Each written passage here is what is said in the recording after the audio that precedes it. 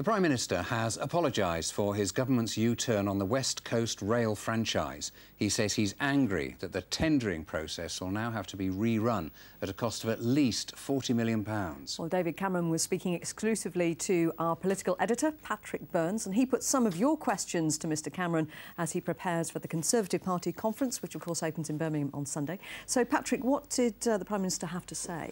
Well, he clearly wants a thorough investigation of this, and I think it follows that actually heads will roll in the end.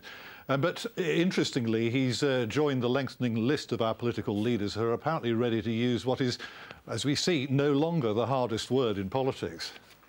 Well, I'm extremely sorry that this has happened. I'm also very angry about how this has happened. And we now need to sort this out, get to the bottom of what went wrong, and hold those responsible properly accountable. It seems as if it was a technical error in the department. I'm personally angry about this because I asked the Cabinet Secretary to look carefully into this decision.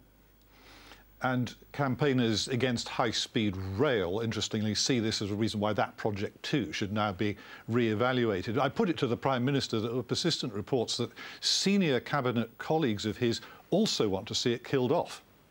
No, HS2 we're committed to. It's important. It's an important piece of infrastructure. And remember, it's just the beginning of a high-speed network that is going to, link London, Birmingham, Leeds, Manchester, and going on up to Scotland as well.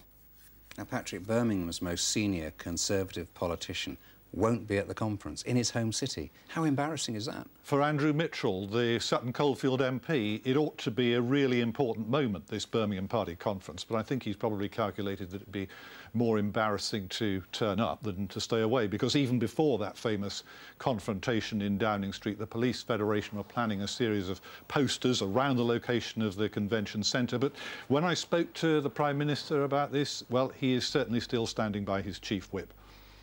Andrew Mitchell apologised for what happened and for what he said, and it's right that he did that. The police have said they're not taking it further. They accept that apology, and I think we should leave it there. Conservatives aren't going to have Birmingham to themselves, though, on Sunday, are they? There's another show in town. Absolutely. From 11 o'clock or thereabouts, the TUC will be lining up for their now almost traditional march and rally in protest against Conservative and Liberal Democrat policies on the economy in general and the public sector in particular. And at the same time, 11 o'clock, BBC1, the Sunday Politics will get on the air. And we will have in our programme, of course, in full, that interview with the Prime Minister and much more besides, looking ahead to this very important week in politics and indeed here in the Midlands. Yeah, busy programme, busy week. Many thanks, Patrick.